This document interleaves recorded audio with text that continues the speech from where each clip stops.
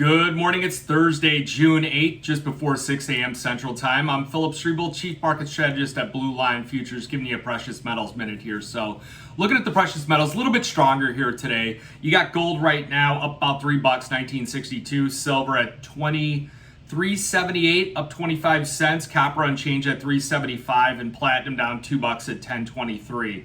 So yesterday we had a turn of events with the market. Everything was rallying up against a resistance point. You saw platinum got up to that 10.50, 10.55 area. That's that level of resistance. You have silver got up at 24.16 on up to about 24.18. That's a level of resistance. Gold was pushing about 1980. Looked like if it closed there, we could extend the gains, got back over 2,000. But really the turn of events was Bank of Canada. They delivered a surprise 25 basis point rate hike.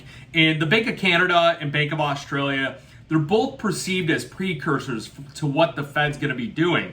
So if you look at the CME Fed Watch tool, you had a big jump here. They were expecting there was about a 21% chance of the Fed raising rates at this next meeting next week. That jumped up to 30%.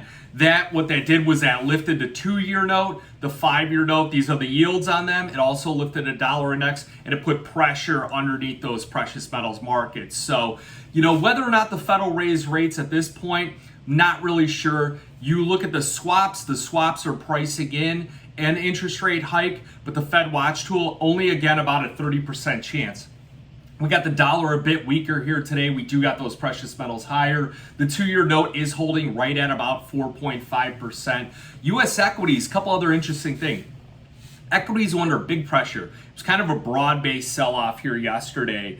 And the VIX, despite that, closed at one of the lowest levels from before COVID. So, something's amiss on the markets right now. Something's having some problems. I really favor that gold market back to the upside. If you're going to play it, use that December contract. Get yourself some time on it. Try and look at picking it up below the 2,000 level. Looking at selling that thing out right near those resistance points. So today's probable range on gold, we're actually up near the top end of the range. 1965.60 on the August contract, 2004.60 on the December. Silver 23.76 on July, and 24.28 on the December contract. I'll post those probable ranges within the email bed. If you don't get the email from us, shoot me an email directly at phil@bluelinefutures.com. I'll send you out the charts that we're identifying, where those support resistance points, and then also the probable ranges.